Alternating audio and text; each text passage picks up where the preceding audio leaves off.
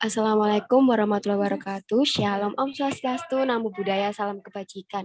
Kepada yang terhormat Ibu Sulastri sebagai selaku dosen mata kuliah perilaku organisasi kelas B, serta teman-teman yang saya cintai. Izinkan kami dari kelompok 4 mempresentasikan hasil diskusi kami mengenai materi dengan judul konsep dasar teori motivasi dan penerapannya. Next.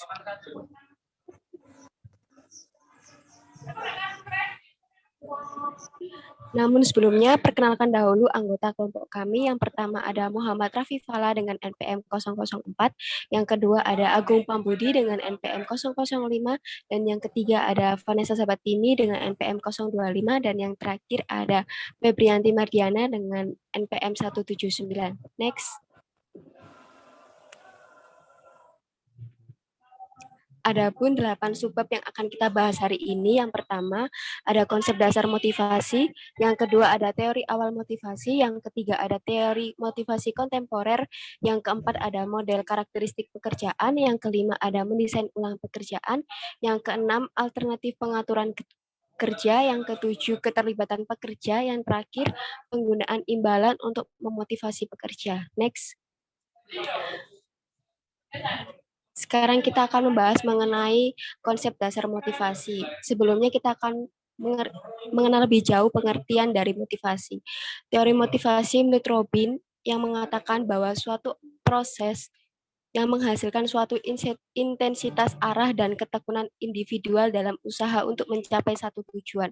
Sementara motivasi umum bersangkutan dengan upaya ke arah setiap tujuan.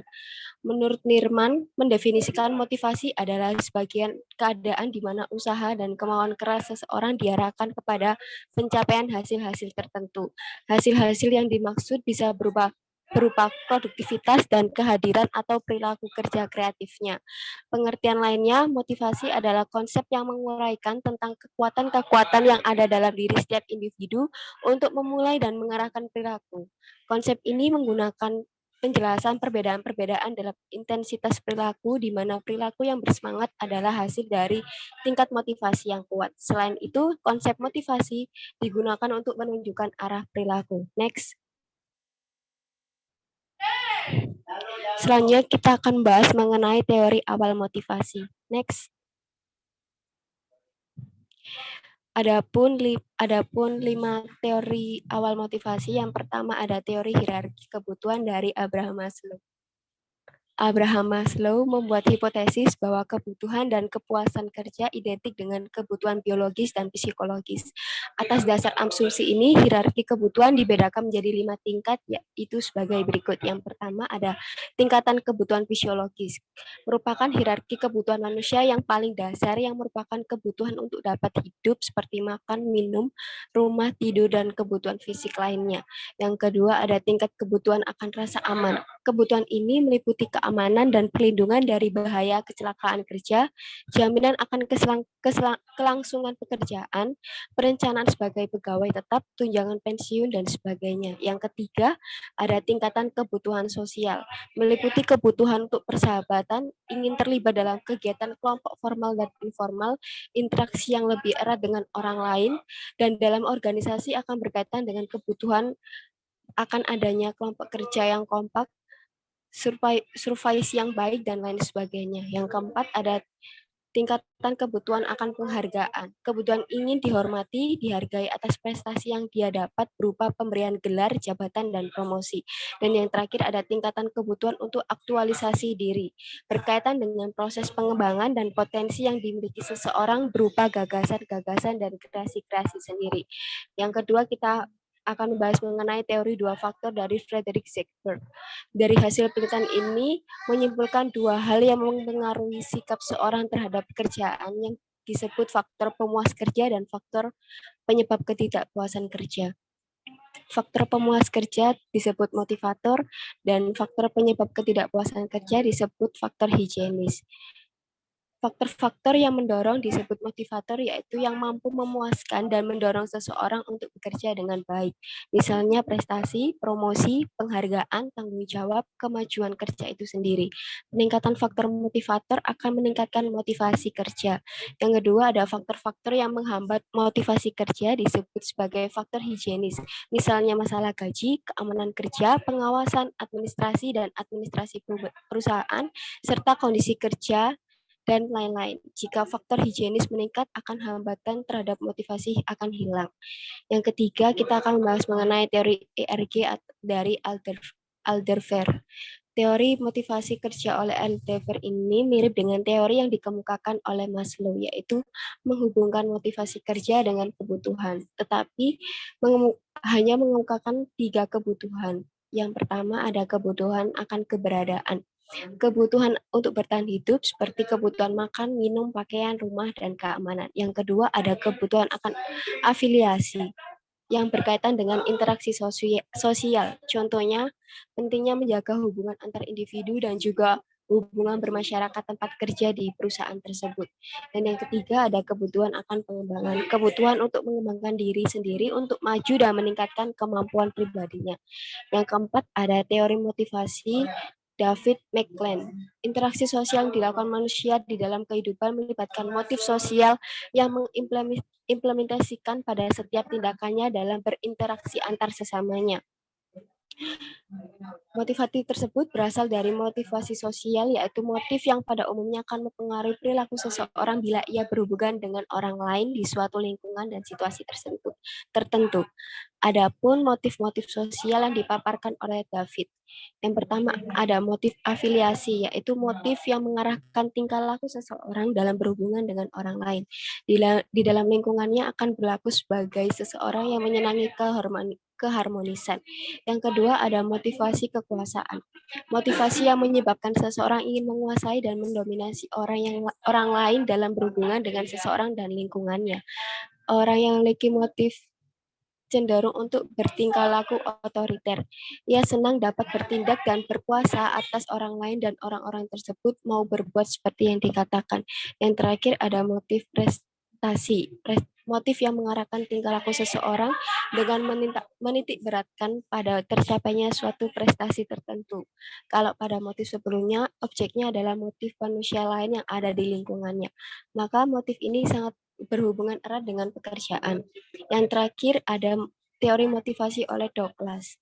Douglas menemukan teori X dan Y setelah mengkaji cara para manajer berhubungan dengan karyawan. Ada 4 asumsi yang dimiliki oleh manajer dalam teori X. Yang pertama, karyawan pada dasarnya tidak menyukai pekerjaan dan sebisa mungkin berusaha untuk menghindarinya. Yang kedua, karena karyawan tidak menyukai pekerjaan, mereka harus dikendalikan atau diancam dengan hukuman untuk mencapai tujuan. Yang ketiga, ada karyawan akan menghindari tanggung jawab dan mencari perintah formal.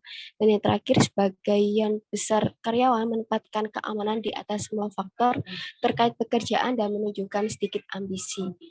Bertentangan dengan pandangan-pandangan negatif mengenai sifat manusia dalam teori X, ada 4 asumsi positif yang disebutkan dalam teori Y. Yang pertama, karyawan menganggap kerja sebagai hal yang menyenangkan, seperti halnya istirahat atau bermain. Yang kedua, karyawan akan berlatih mengendalikan diri dan emosi untuk mencapai berbagai tujuan. Yang ketiga, karyawan untuk belajar, untuk menerima, mencari, dan bertanggung jawab. Dan yang terakhir, karyawan mampu membuat berbagai keputusan yang berbeda dari populasi dan bukan hanya bagi mereka yang menduduki posisi manajemen. Next.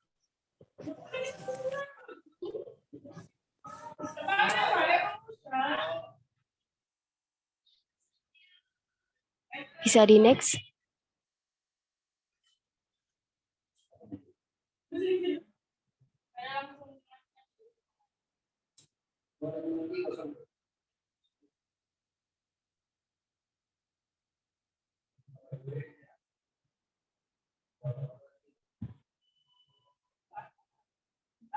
Materi selanjutnya disampaikan oleh teman saya Agung. Agung, dipersilahkan.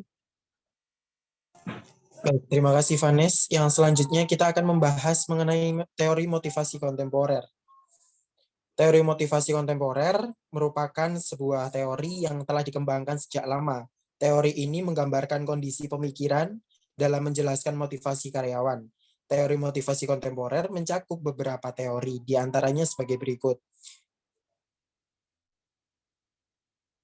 Yang pertama adalah teori kebutuhan menurut MC Schiller. Teori kebutuhan yang dikembangkan oleh David MC Schiller ini berfokus pada 3 kebutuhan, yaitu yang pertama kebutuhan berprestasi, kebutuhan berkuasa, kebutuhan berafiliasi.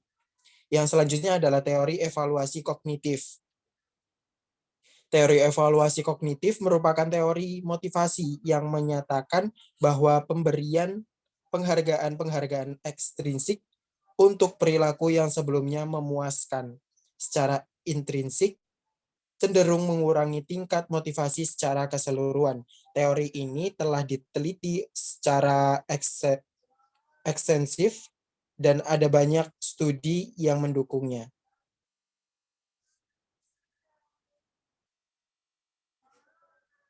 Next.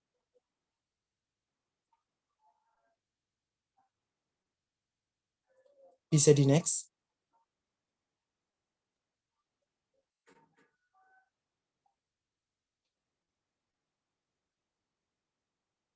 Yang selanjutnya adalah teori penentuan tujuan. Teori penentuan tujuan merupakan teori motivasi yang mengemukakan bahwa niat untuk mencapai tujuan merupakan sumber motivasi kerja yang utama. Jadi, tujuan memberitahu seseorang karyawan apa yang harus dilakukan dan juga berapa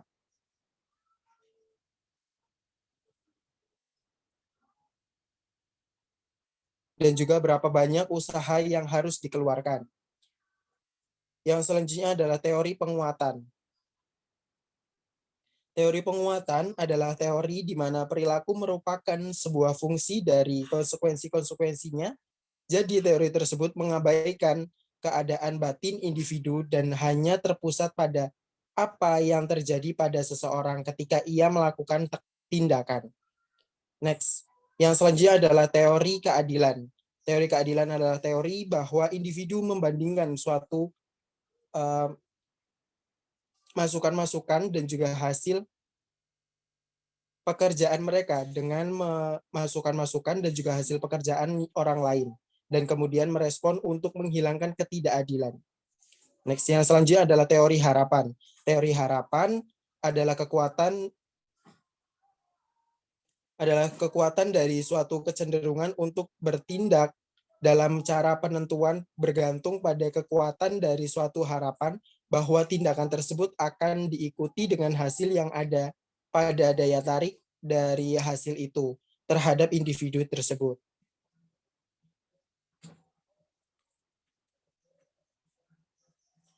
Yang selanjutnya adalah model karakteristik pekerjaan. Model karakteristik pekerjaan adalah teori yang dicetuskan oleh Heckman dan juga Oldham.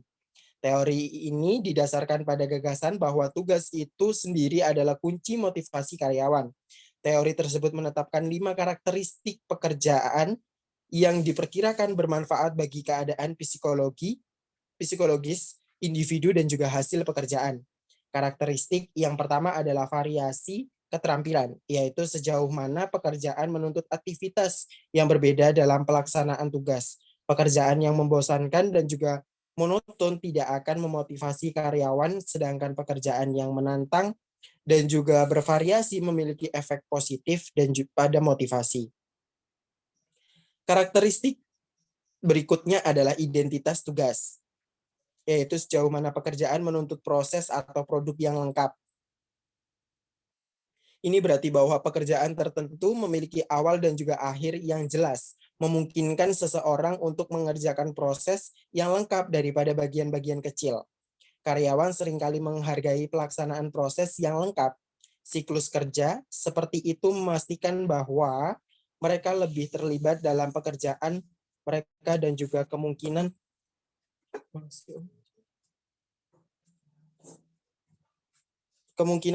besar akan merasa lebih bertanggung jawab daripada rekan mereka yang hanya mengambil sebagian kecil dari proses tersebut.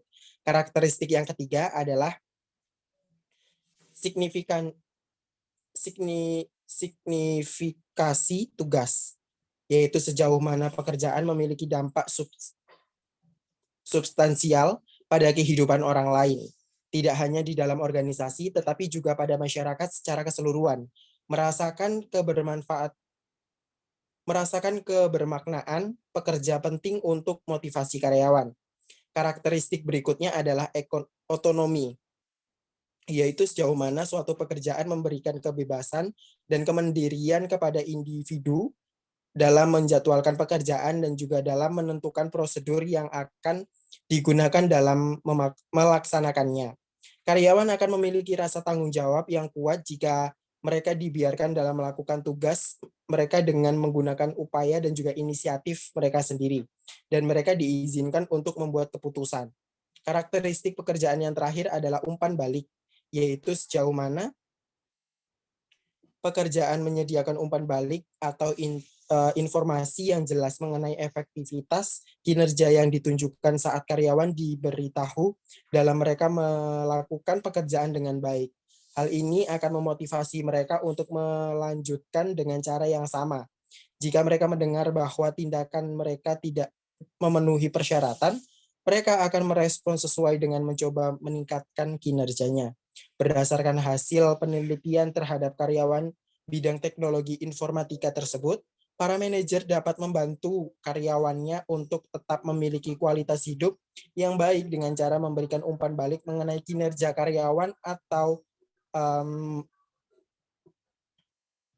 menjelaskan mengenai tugas yang dilakukan karyawan merupakan bagian dari sebuah pekerjaan yang lebih besar. Dengan demikian, kualitas hidup karyawan tetap terjaga meskipun tuntutan pekerjaan mengharuskan mereka selalu terhubung dengan pekerjaan serta melakukan pekerjaan di luar jam kerja. Materi yang selanjutnya akan dijelaskan oleh rekan saya, Raffi Falah, dipersilakan. Baik, terima kasih sebelumnya Agung. Yang berikutnya adalah mengenai mendesain ulang pekerjaan atau job redesign.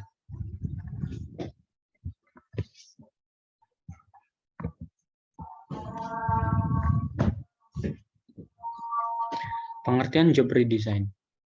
Secara umum, job redesign atau mendesain ulang pekerjaan dapat diartikan sebagai kegiatan merancang atau menyusun kembali rencana-rencana yang dibuat tentang tugas-tugas dari pekerjaan para karyawan sesuai dengan kebutuhan dan kemampuan individu. Ruang lingkup job redesign. Yang pertama, ada merubah hubungan dasar antara karyawan dan pekerjaan yang sudah lama menjadi masalah human relation. Yang kedua, ada mempengaruhi karyawan untuk memberi perhatian pada hasil kerja dalam rangka mengurangi kegagalan. Yang ketiga, ada membantu individu karyawan dalam memperoleh kembali kesempatan kerja yang lebih baik. Yang keempat, ada menawarkan kepada manajemen perusahaan suatu kesempatan untuk melancarkan dan memurnikan keseluruhan sistem kerja. Kemudian ada metode job redesign. Yang pertama ada job rotation, yang kedua ada enlargement, dan yang ketiga ada job enrichment. Kemudian berikutnya ada langkah-langkah dari job redesign. Yang pertama adalah perlunya menyadari kebutuhan perubahan. Yang kedua, pemilihan intervensi yang ditembus telah menentukan perlunya perubahan dalam perusahaan. Yang ketiga ada diagnosis sistem kerja dan konteksnya. Yang keempat ada analisis biaya dari perubahan yang diusulkan. Kemudian yang kelima ada pertimbangan alternatif. Yang keenam ada pertimbangan pengembangan strategi implementasi. Yang ketujuh ada implementasi job redesign. Dan yang terakhir ada evaluasi. Yang berikutnya ada alternatif pengaturan kerja. Unsur-unsur dalam alternatif pengaturan kerja ada 3. Yang pertama adalah flex time. Yang kedua ada job sharing. Dan yang ketiga adalah telecommuting. Flexible time atau flex time adalah sistem pengaturan kerja yang memberi lebih banyak kebebasan kepada karyawan dalam mengatur jam kerja mereka. Kemudian job sharing adalah pengaturan pekerjaan di mana 2 orang atau kadang-kadang lebih dipertahankan secara paruh waktu atau dikurangi waktu untuk melakukan pekerjaan yang biasanya dipenuhi oleh 1 orang. Kemudian yang terakhir adalah telecommuting di mana Kerja jarak jauh adalah model atau perjanjian kerja di mana karyawan memperoleh fleksibilitas bekerja dalam hal tepat dan waktu kerja dengan bantuan teknologi komunikasi. Untuk materi berikutnya akan disampaikan oleh teman saya Febri. Pada Febri dipersilakan. Baik, terima kasih Rafif. Selanjutnya ada keterlibatan pekerja. Keterlibatan pekerja merupakan cara ikut serta karyawan untuk meningkatkan komitmen terhadap tujuan dan nilai-nilai perusahaan, serta berkontribusi untuk keberhasilan organisasi. Next. Contoh program keterlibatan pekerja ada dua. Yang pertama, manajemen partisipatif, yaitu proses di mana para bawahan berbagi suatu tingkat kekuatan pembuatan keputusan yang signifikan dengan atasan-atasan langsung mereka. Yang kedua, partisipasi representatif. Para pekerja berpartisipasi dalam pembuatan keputusan organisasional melalui sebuah kelompok kecil yang terdiri atas karyawan-karyawan representatif. Tujuan dari partisipasi representatif ini adalah mendistribusikan kembali kekuatan dalam sebuah organisasi serta menempatkan tenaga kerja di pijakan yang lebih sederajat dengan kepentingan manajemen dan pemegang saham. Yang terakhir adalah penggunaan imbalan untuk memotivasi pekerja. Imbalan merupakan sesuatu yang meningkatkan frekuensi kegiatan seorang pegawai. Sesuatu dapat dinamakan imbalan atau bukan tergantung pada keseluruhan pengaruh terhadap perilaku pegawai. Tujuan pemberian kompensasi adalah untuk meningkatkan prestasi kerja, motivasi, serta kepuasan pekerja. Sebab, imbalan akan diberikan bagi para pekerja yang dapat menunjukkan prestasi apa yang telah dicapai dan dapat berpengaruh bagi perkembangan perusahaan. Sekian dari saya kembalikan ke moderator. Baik, terima kasih Febri. Sekian dari presentasi kelompok kami. Mohon maaf apabila ada salah kata dan kurangnya dalam penyampaian materi hari ini. Presentasi saya tutup. Terima kasih. Wassalamualaikum warahmatullahi wabarakatuh.